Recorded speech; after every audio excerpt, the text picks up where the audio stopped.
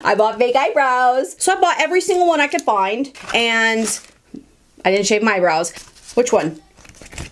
They all look great. Don't they all look fantastic? Let's just pick one.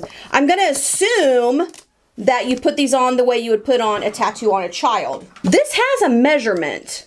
I have no idea what it means. It's caterpillary and way too big. That's too big for my face. But this one seems like maybe it's right. Yeah? What do you think? Hey, this feels like the right thing to do. But you know when you were a kid, you'd also get the outside wet? Is that just me? I'm gonna do that too.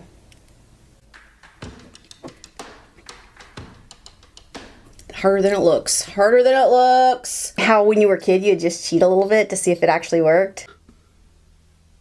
It definitely is not working. It did work! This could work in a pinch. If you don't have eyebrows at all, if you have very sparse eyebrows, this could work in a pinch.